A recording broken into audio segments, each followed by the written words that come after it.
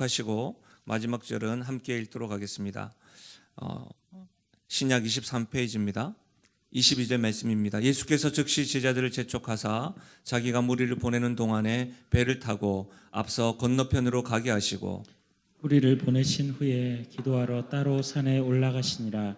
저물매 거기 혼자 계시더니 배가 이미 육지에서 술이나 떠나서 바람이 거스름으로 물결로 말미암아 고난을 당하더라. 밤 사경에 예수께서 바다 위로 걸어서 제자들에게 오시니 제자들이 그가 바다 위로 걸어오심을 보고 놀라 유령이라 하며 무서워하여 소리 지르거늘 예수께서 즉시 이르시되 안심하라 나니 두려워 말라. 베드로가 대답하여 이르되 주여 만일 주님이시거든 나를 명하사 물 위로 오라 하소서 하니 오라 하시니 베드로가 배에서 내려 물 위로 걸어서 예수께로 가되 바람을 보고 무서워 빠져가는지라 소리질러 이르되 주여 나를 구원하소서 하니 예수께서 즉시 손을 내밀어 그를 붙잡으시며 이르시되 믿음이 작은 자여 왜 의심하였느냐 하시고 배에 함께 오름에 바람이 그치는지라 배에 있는 사람들이 예수께 절하며 이르되 진실로 하나님의 아들이로소이다 하더라. 아멘. 전 본문의 말씀해 가지고 붙들어 주심이란 제목으로 말씀을 나누겠습니다. 유명한 정신과 의사이자 목사인 또 작가이면서 스캇 패시라는 분이 계십니다. 한 번쯤은 다 들어보셨을 것인데 이분의 저서 가운데 아직도 가야 할 길이란 책에 보면 이런 내용이 있습니다. 이 내용을 좀 인용해 드리려고 하는데요. 삶은 고해이다. 이것은 위대한 진리다. 다시 말하면 이 세상에서 가장 위대한 진리 중에 하나이다. 이것이 위대한 진리인 까닭은 진정으로 이 진리를 깨닫게 되면 그것을 뛰어넘을 수 있기 때문이다. 진정으로 삶이 힘들다는 것을 알게 되면, 즉 진정으로 그 사실을 이해하고 받아들이게 되면 삶은 더 이상 힘들지 않게 된다. 일단 받아들이게 되면 삶이 힘들다는 사실은 더 이상 문제가 되지 않기 때문이다 라고 되어져 있어요. 이 말이 무슨 말이냐면 이 말입니다. 2019년도 또 2020년이 되어도 2019년도 때 경험했던 삶의 문제와 고통은 연속적이라는 거예요. 그리고 2020년도 새해를 맞이하지만 분명한 사실은 우리의 삶 가운데 고통이라는 것, 고난이라는 것, 눈물이라는 것이 연속적이고 또 계속되어질 것이다라는 사실, 이것을 인정하고 받아들이면 삶은 힘들지만 실제로 더 이상 큰 문제가 되지 않는다라고 말하는 거예요. 스캇 팩의 주장, 삶이 힘들다는 것을 알고 받아들여야 한다 이 말입니다. 성구영신 예배를 드리고 2020년도에 기대와 소망을 가지기 위하여 예배 드리러 왔는데 무슨 말입니까? 2020년도에도 삶은 고해입니까? 그것을 받아들이라는 말입니다. 여러분, 사실은 대부분의 사람들은 이 삶의 문제와 고통을 받아들이지 않고 부딪히지 않고 주변에서 맴도는 것이 문제라고 스캇은 계속해서 주장합니다. 그러면서 문제를 해결하기보다는 늘 빠져나오기만을 바란다는 거예요. 그래서 그 문제가 된다는 것, 또 문제가 나에게 끊이지 않는다는 것을 인정하고 받아들일 때 그때부터 해결이 된다는 것을 이해하라는 겁니다. 여러분은 이와 같은 주장에 동의할 수 있으십니까? 저는 실제로 동의하는 편입니다. 2020년도가 된다고 해서 천지개벽이 일어나지 않을 겁니다. 어쩌면 2019년도 12월 31일 날 해왔던 그 일을 우리는 다시 시작하는 첫날이 2020년이 될 것이기 때문입니다. 2019년도 많이 힘들었죠. 2020년도에도 그 힘듦은 계속된다는 말입니다.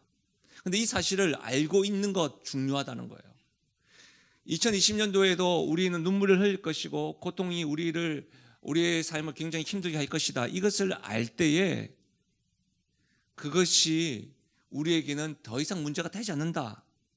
저는 실제로요, 여러분 어떤 문제와 고통이 2020년도에 다가올 때에, 갈등이 있을 때에 피하지 말고 도망가지 말고 부딪혀서 용감하게 나아갈 수 있기를 저는 주의 이름으로 축복합니다. 여러분 톰 소요 모험 아세요? 허클베리 핀의 모험, 이런 소설 기억나지 않습니까? 톰이 제일 부러워했던 친구가 허클베리 핀이었습니다. 왠지 아십니까? 그가 고아였기 때문입니다. 다시 말하면 고아였던 그가 학교에 가지 않았기 때문입니다. 그런데 반대로 허클베리 핀은 누굴 부러워했을까요? 톰을 부러워했습니다. 부모님이 계시고 학교 갔기 때문에 부러워했던 겁니다. 그러면 톰을 누가 학교에 보냈을까요? 부모님이 보냈습니다. 여러분, 부모님이 톰을 학교에 보낼 때 고통스럽게 하기 위해서 보냈을까요? 더 좋은 사람이 되라고 보냈을까요? 더 좋은 사람이 되라고 보내는 겁니다. 다시 말하면 삶이 고해이다, 고통과 고난에 대한 바른 이해가 필요합니다. 하나님께서 우리들에게 고통을 허락할 때는 우리 보고 고통스럽고 죽어라 라고 준 것이 아니라 더 잘 되라고 주는 것입니다. 허락하는 겁니다. 그러니까 하나님께서 우리에게 2019년도뿐만 아니라 2020년도에도 또다시 어려움을 허락하시는 이유, 그것을 통해서 하나님께서 우리들을 다듬어 가시는 그 방법이라는 것을 놓치면 우리는 2019년도가 아니라 2020년도에도 또다시 고난과 힘겨움과 갈등을 경험할 때마다 이렇게 생각할 겁니다. 내가 뭘 잘못했지? 어떻게 하면 내가 하나님 마음에 들어서 이 고통에서 벗어날 수 있을까? 여기에만 집착하게 될 겁니다. 그래서 어떻게 합니까? 자의적으로 해석합니다. 하나님께서 허락하신 환경과 갈등과 고통을 자의적으로 해석하고 자기 마음대로 힘쓰고 고통스러워하는 모습을 2019년도에도 그랬는데 2020년도에도 반복적으로 그런 모습을 보이게 될 것입니다. 여러분, 2020년도에는 좀 달라져야 되지 않겠습니까? 삶에 대해서, 고난에 대해서, 고통에 대해서 조금 더 다른, 아니 성경적인 하나님의 시선으로 바꿔야 되지 않겠습니까? 여러분, 로마서 5장 3절과 4절 우리 함께 읽어볼까요? 함께 읽겠습니다. 시작. 다만 이뿐 아니라 우리가 환난 중에도 즐거워하나니 이는 환난은 인내를, 인내는 연단을, 연단은 소망을 이루는 줄 알미로다. 여러분, 환난 중에서도 즐거워할 수 있는 이유가 무엇입니까? 환난은 인내를, 인내는 연단을, 연단은 소망을 이루는 줄 알기 때문이라고 하였습니다. 다시 말하면 하나님이 허락하시는 환난의 결론은 뭡니까? 소망인 줄로 믿습니다. 아멘이십니까? 그래서 즐거워할 수 있다는 겁니다. 저는 이 은혜가 2020년도에도 여러분의 삶 가운데, 여러분의 환경 가운데 넘쳐나시기를 주의 이름으로 축복합니다. 이런 본문의 말씀은요, 우리가 마가복음을 공부할 때 배웠죠. 마가복음과 요한복음에도 기록되어져 있습니다. 사복음서, 마태복음, 마가복음, 누가복음, 요한복음, 이 사복음서에 세 곳이나 동일한 사건이 기록되어져 있다는 말은 굉장히 중요해서 성령께서 반복해서 우리에게 들려주시는 말씀 아니겠습니까? 그리고 이 사건은 오병이어 사건 이후에 일어났던 사건입니다. 그 오병이어 일어났던 사건 이후에 예수님께서 22절에 이렇게 말씀하십니다. 예수께서 즉시 제자들을 재촉하사 자기가 무리를 보내는 동안에 배를 타고 앞서 건너편으로 가게 하시고, 굉장히 독특한 표현입니다. 어떤 표현이에요? 예수님께서 제자들에게 즉시 재촉하사입니다. 오병이어 사건이 일어난 이후에 예수님은 제자들을 즉시 재촉하여 그 자리에서 떠나서 벳세다라는 곳으로 가게 하십니다. 왜 즉시 재촉하였을까요? 왜 그 오병이어 현장에서 떠나게 하셨을까요? 재촉하사라고 하는 원어적인 의미는 단련시키다, 훈련시키다라는 의미입니다. 그러면 여러분, 예수님께서 재촉하셨다, 단련시키고 훈련시킬 것이 있으셔서 그들을 떠나보내고 있다는 겁니다. 예수님께서 의도를 가지시고 재촉하여서 보내고 있습니다. 그러면 예수님의 의도는 무엇일까요? 이 의도는 동일한 사건이 기록되어 있는 마가복음에 기록되어져 있어요. 마가복음 6장 51절과 52절인데요. 배에 올라 그들에게 가시니 바람이 그치는지라 제자들이 마음에 심히 놀라니 이는 그들이 그 떡 떼시던 일을 깨닫지 못하고 도리어 그 마음이 둔하여졌음이라. 뭐 때문에 재촉해서 보냈죠? 그들이 떡 떼시던 일, 오병이어 그 사건의 일을 깨닫지 못하고 도리어 마음이 둔하여졌기 때문에 제자들을 그들 이와 같은 것을 깨우치시기 위하여 재촉하여 보내었음을 설명하고 있습니다. 깨닫지 못하고 마음이 둔하였다. 여러분, 이것은 제자들이 지금 배운 것, 경험한 것을 이해하지 못하고 알아차리지 못하여서 마음이 굳게 굳어져 있는 것을 깨우치시기 위해서 예수님이 지금 훈련하기 위해서 의도를 가지고 재촉했다는 겁니다. 제자들은 오병이어 사건을 경험했습니다. 오병이어로 줄인 자 5,000명을 먹이고 남은 광주리가 12바구니라는 것을 그들은 경험하였습니다. 배웠습니다. 그 사건을 통해서 다른 유대인들은 단지 예수님이 자기들을 먹일 것들을 채워주고 민족의 해방을 위한 구원자 정도로 말았지만 예수님이 하나님의 아들이라는 것, 예수님이 어떤 분이라는 것을 제자들은 배웠습니다. 분명히 알았습니다. 경험하였습니다. 그런데도 깨닫지 못하고 마음이 둔하여졌기 때문에 그것을 깨우치기 위해서 보낸 것입니다. 사랑하는 여러분, 혹 우리의 모습은 어떠합니까? 우리 마음은 무감각하고 굳어져서 예수님에 대하여 깨닫지 못한 채 삶의 문제를 두려워만 하고 있지는 않으십니까? 여러분, 이 사건이 마가복음과 요한복음과 마태복음에 기록되어져 있어요. 지금 우리는 마태복음을 살펴보고 있는데 마가복음과 요한복음에는 없는 내용이 삽입되어져 있어요. 마태복음에는 바로 28절에서 31절 말씀인데요, 예수님과 베드로의 대화예요. 그 대화는 마태복음에만 기록되어져 있어요. 그러면 제자 중에서도 예수님께서는 베드로에게 재촉하여 훈련하고 단련하고 싶으신 것이 있었다는 말입니다. 그렇죠. 사랑하는 여러분, 제자들뿐만 아니라 베드로뿐만 아니라 우리가 깨닫고 훈련되어져야 되고 반드시 알아야 되는 것은 무엇일까요? 2020년도에 우리가 단련되고 우리가 꼭 알았으면 하는 것, 예수님께서 제자들뿐만 아니라 베드로에게 특별히 말씀하시는 것처럼 이 자리에 있는 저와 여러분이, 우리 영신교회가 2020년도에는 반드시 무감각하지 말고 반드시 깨닫고 알았으면 하는 그 말씀이 무엇일까요? 저는 이와 같은 관점으로 오늘 예수님과 베드로의 이 말씀에만 좀 집중하여서 두 가지만 살펴보려고 합니다. 첫 번째로 2020년을 시작하면서 주시는 말씀 따라 하실까요? 믿음으로 도전하라. 믿음으로 도전하라는 거예요. 믿음으로 도전하라. 우리 28절과 29절 다시 한 번 더 읽어보도록 하겠습니다. 28절과 29절입니다. 시작. 베드로가 대답하여 이르되 주여 만일 주님이시거든 나를 명하사 물 위로 오라 하소서 하니 오라 하시니 베드로가 배에서 내려 물 위로 걸어서 예수께로 가되. 여러분, 바람이 거스름으로 물결로 고생하던 제자들에게 물 위로 예수님께서 걸어오셨습니다. 그 모습을 보고 제자들은 유령으로 알고 무서워 소리 지를 때 예수님께서 뭐라고 하셨냐면 내니 두려워 말라. 제가 마가복음 강의를 할 때 이 부분을 강조해서 말씀을 드렸었는데요, 그 후에 베드로가 뭐라고 하냐면 주님, 만일 주님이시거든 나를 명하사 물 위로 오라 하소서 하니까 예수님 전혀 머뭇거림 없이 오라, come 이렇게 이야기합니다. 그리고 어떻게 해요? 베드로는 물 위로 걸어서 예수님께로 갔습니다. 여러분, 저는 이 말씀을 볼 때마다 대단한 것 같아요. 그렇지 않습니까? 이 세상에서 물 위로 걸을 수 있는 사람이 어디 있습니까? 한번 말씀해 보세요. 여러분, 베드로는 바다의 잔뼈가 굵은 사람입니다. 다시 말하면 뭐예요? 물 위로 걸을 수 없다는 것을 누구보다도 잘 알고 있었습니다. 어떤 의미에서는 예수님이 물 위로 걸었다는 말은 우리가 이해할 수 있잖아요. 그러나 사람이 물 위로 걷는다? 불가능한 이야기입니다. 물 위로 걷는 것은 상식적이지 않습니다.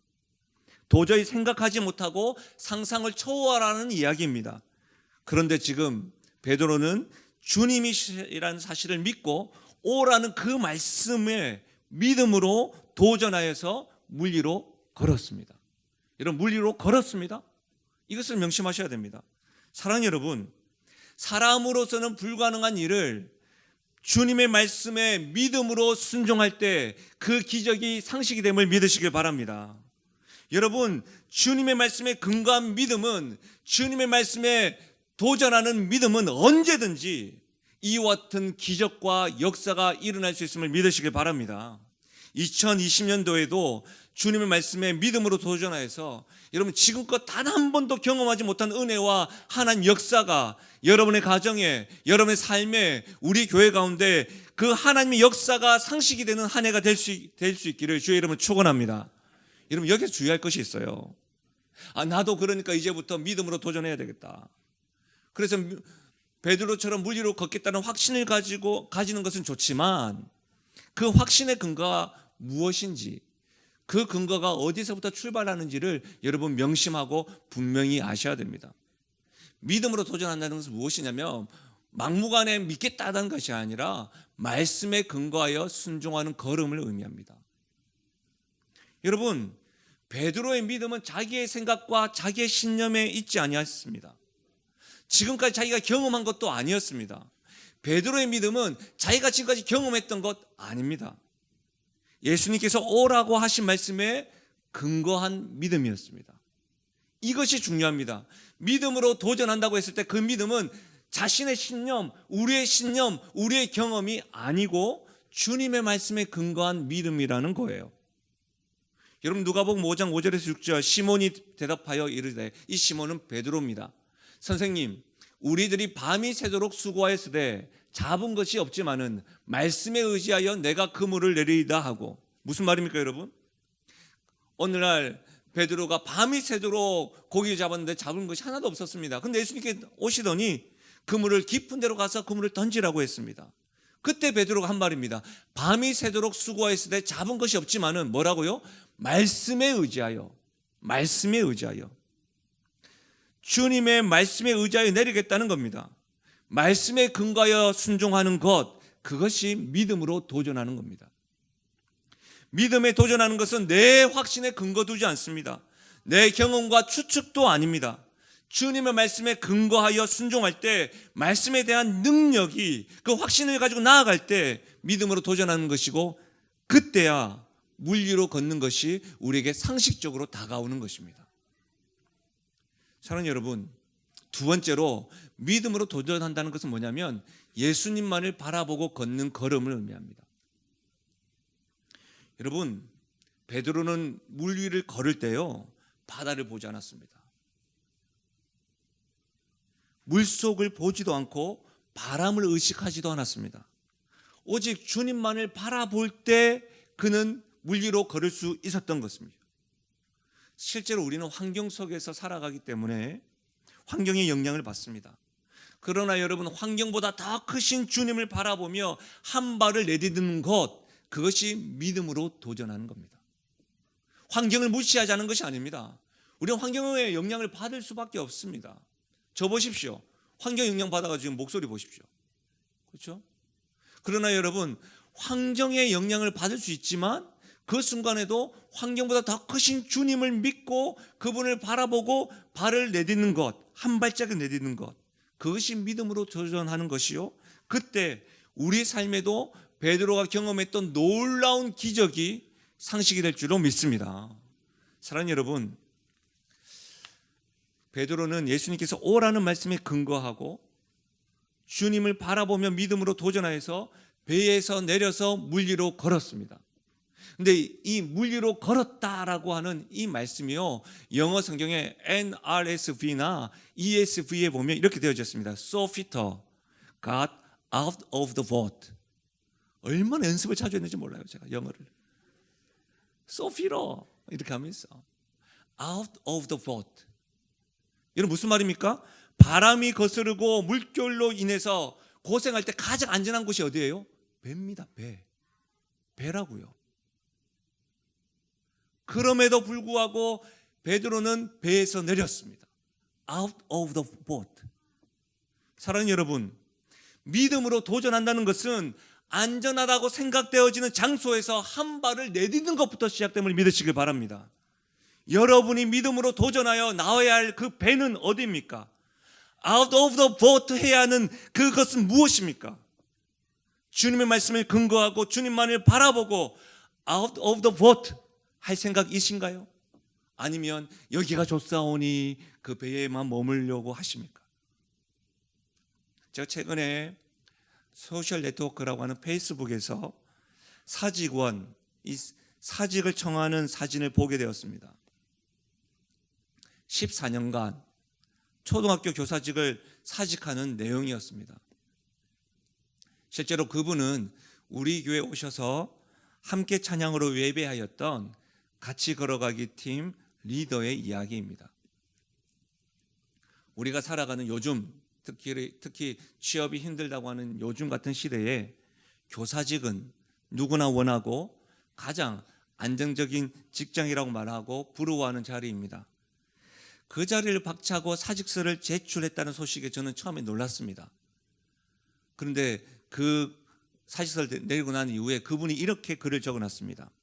모든 걸 다 이야기할 수는 없지만 후련함과 아쉬움, 미안함, 고마움, 별의별 감정들이 제 머릿속을 참 복잡하게 했던 시간을 보냈고요. 하나님께서 저를 이 길로 부르셨다는 확신은 한 번도 가져본 적이 없어서 늘 묻고 물으며 살아온 것 같습니다. 다만 성경에 나온 크리스천으로서, 교회의 지체로서, 남편으로서, 가장으로서 지금 제게 주어진 위치에서 말씀에 순종하며 잘 살고 싶습니다.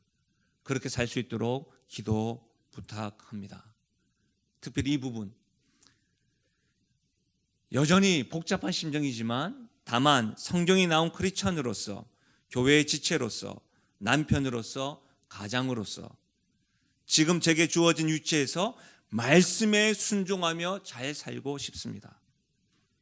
이분은 사직서 내고 난 이후에 프로듀서로 찬양 사역자로서 삶을 살아가게 됩니다. 안정된 배에서 나와 믿음에 도전한 그에게 저는 격려하고 박수를 보낼 뿐만 아니라 응원의 글도 적으면서 잠시 기도하였습니다. 그러면서 여러분, 저 자신에게 묻게 되더라고요.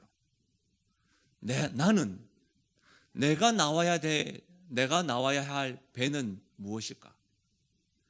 주의 말씀에 근거하고 주님을 바라보면서 out of the boat 해야 할 것은 무엇일까? 안정이라는 것에 안주하고 있으면서 믿음과는 전혀 상관없이 살고 있는 것은 아닐까? 이렇게 저 자신에게 질문하게 되더라고요. 내가 2020년도를 준비하면서 하나님께 믿음으로 out of the boat 도전하면서 기도해야 될 제목은 무엇일까? 고민하게 되더라고요. 여러분 어떻습니까? out of the boat 해야 할 믿음의 도전이 어떤 것이 있으신가요? 지금 그 자리가 가장 안정된다고 하여서 주님이 오라 할 때에 머뭇거리시겠습니까? 사랑하는 영신교회 성도들에게 묻겠습니다. 48년 지나온 우리 영신교회는 out of the boat 해야 할 것 없을까요?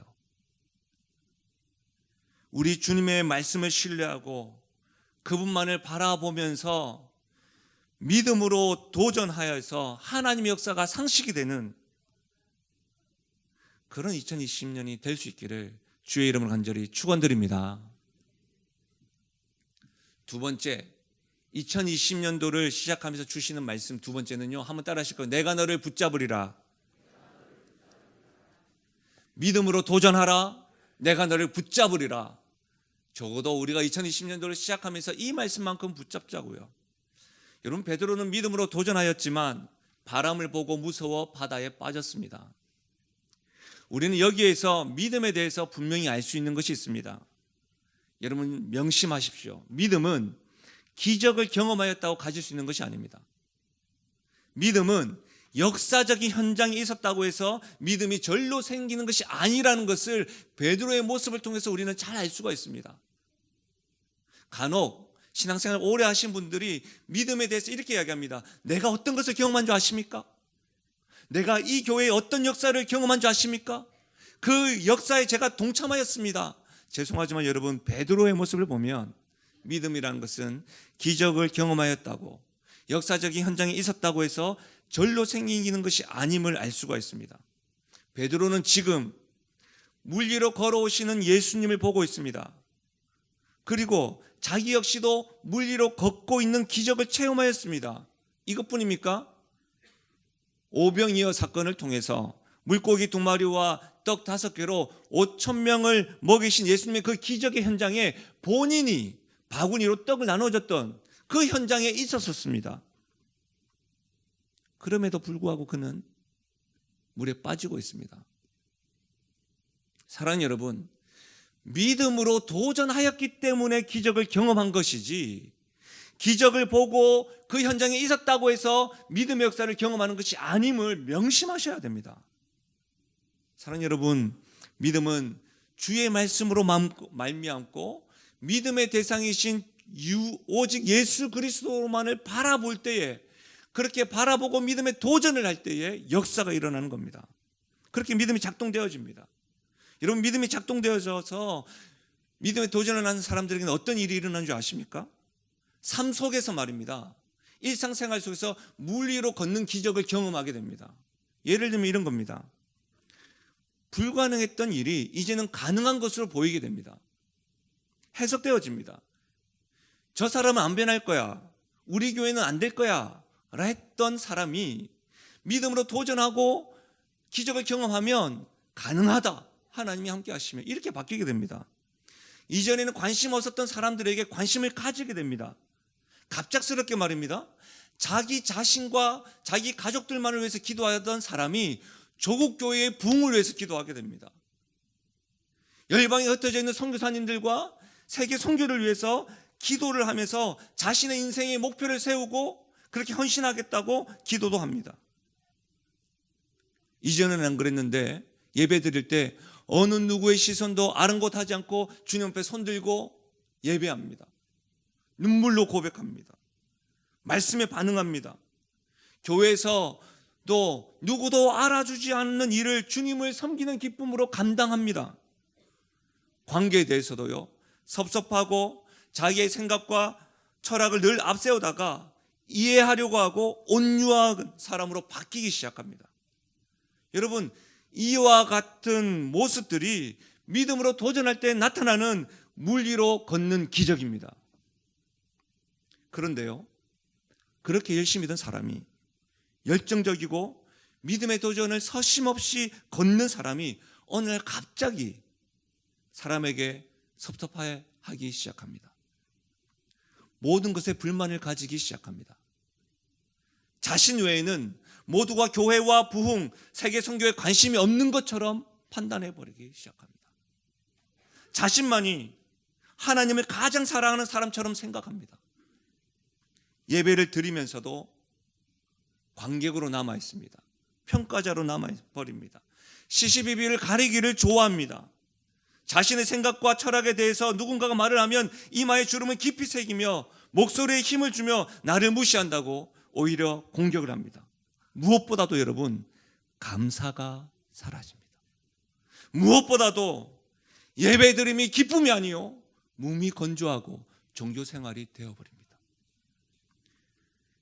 이와 같은 모습들이 믿음으로 도전을 하다가 물에 빠져 있다는 증거입니다.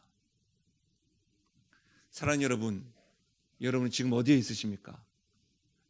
믿음의 도전을 하며 물 위로 걷는 기적을 경험하고 있으십니까? 아니면 믿음의 도전을 하다가 물에 빠져들고 있으십니까? 다시 한 번 더 정중하게 묻겠습니다. 여러분의 간절한 소망은 어디에 머물고 싶으십니까? 저는 스스로 저에게도 이런 질문을 해봤어요. 그런데요, 30절 말씀, 바람을 보고 무서워 빠져가는지라. 베드로가 물에 빠진 이유는 시선이 바뀌었기 때문입니다. 바다를 보고 주님을 바라보던 믿음이 바다를 보면서 물에 빠져가고 있습니다. 주님만을 바라볼 때에는 담대하게 물 위를 걷게 되었는데 주님이 아닌 다른 환경을 바라보니 그 담대함이 두려움으로 바뀌면서 지금 물에 빠졌습니다. 사랑하는 여러분, 우리 역시도 환경에는 자유로울 수 없습니다. 그러나 주님보다 더 큰 환경은 없습니다. 주님보다 환경을 다 더 바라보고 의식할 때는 우리 역시도 하나님께서 허락하시는 기적과 역사는 전혀 관계없이 계속 아래로 더 깊은 바다로 빠지게 된다는 사실을 명심하십시오. 그러나 환경보다 더 크신 주님을 바라볼 때에 우리는 그 환경을 바꿀 수 있고 담대함으로 맞이할 수 있습니다. 사랑하는 여러분, 믿음으로 도전하면서 첫 발을 디딜 때에도 바람을 보고 무서워할 수 있습니다. 실제로 거친 파도를 보면서도 믿음이 헛된 것처럼 느껴질 때도 있습니다. 그럴 때마다 스스로 자책하지 마십시오. 그리고 도망가지 마십시오. 숨지 마십시오. 다른 사람의 말과 비방에 귀를 기울이지 마시고 그때에는 주님의 이름을 부르셔야 됩니다. 주님, 살려주십시오. 저 죽겠습니다. 주님, 저 좀 살려주세요. 그렇게 외쳐야 합니다. 그러나 어떤 이들은 베드로처럼 소리 지를 힘도 없을 수 있습니다. 여러분, 그런 경험 해본 적 없으십니까? 저는 수없이 많습니다. 주님, 저 좀 살려주세요. 저 능력 없어요. 저 너무너무 힘들어요. 저 좀 살려주세요, 주님.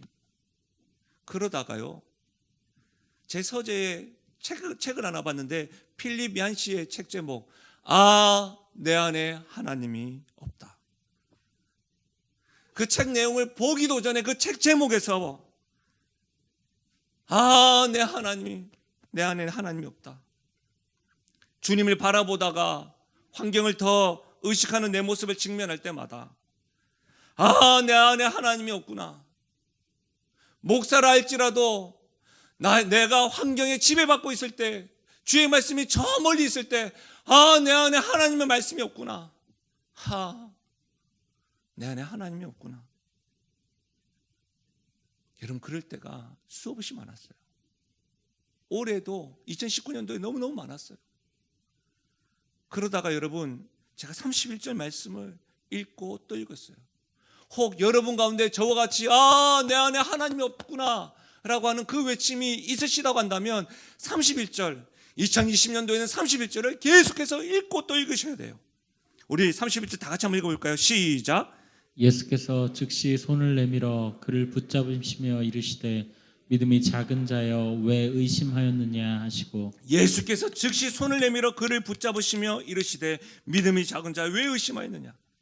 무슨 말입니까, 여러분? 내 안에 하나님이 없구나. 내 안에 이와 같은 어려움과 고통 가운데 붙잡을 주의 믿음의 말씀이 없구나.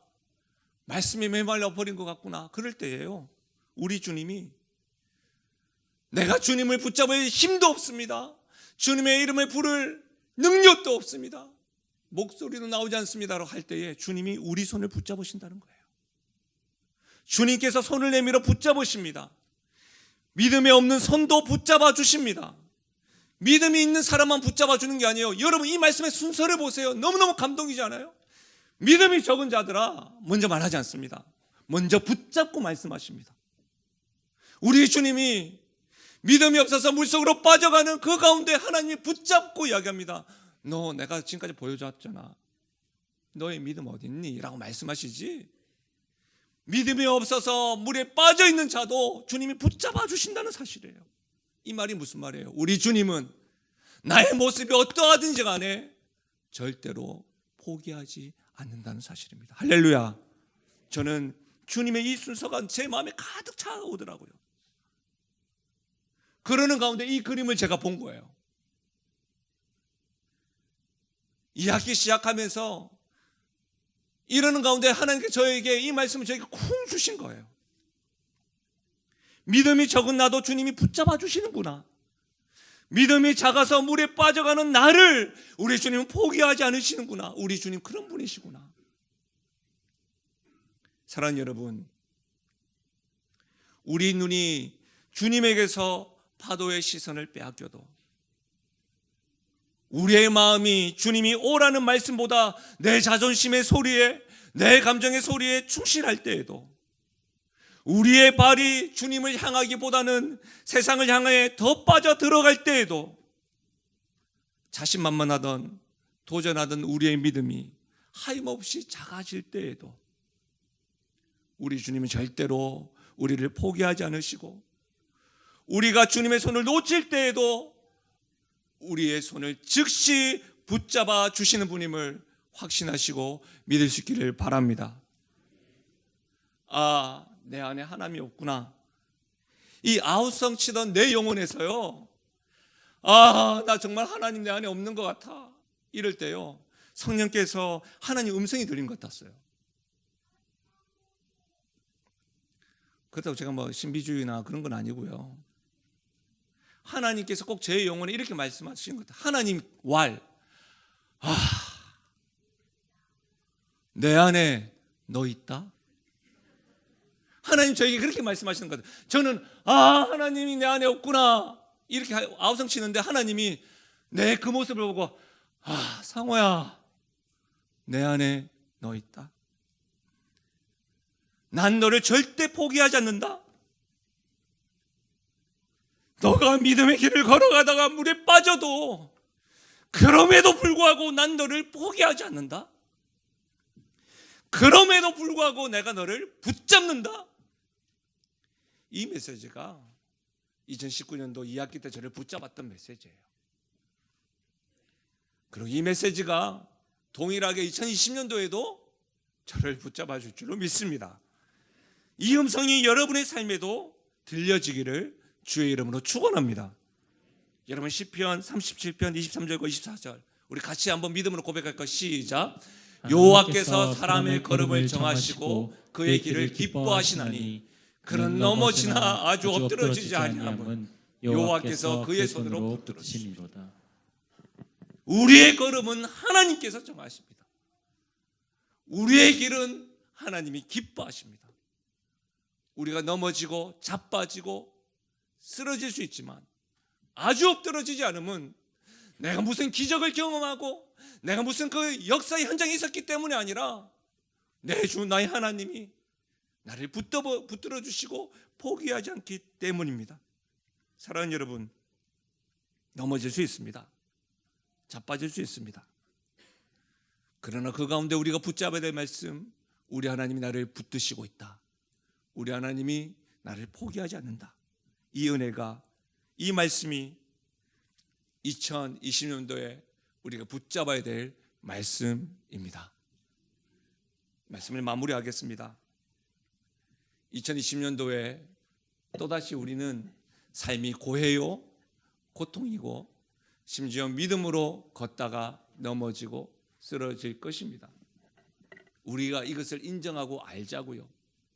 그런 가운데 우리 하나님께서 그와 같은 상황과 형편을 허락하셨다면 깨닫기 원하고 내 마음이 둔하지 않고 분명히 알았으면 하는 말씀, 주의 말씀에 순종하여 나만을 바라보고 out of faith 믿음에 도전해라. 내가 믿음이 강하고 내가 너무나도 월등해서 주님 붙잡아 주시는 것이 아니라 너무 연약하고 쓰러진다 할지라도 내 주 나의 하나님이 붙잡아 주시고 내가 너를 포기하지 않는다.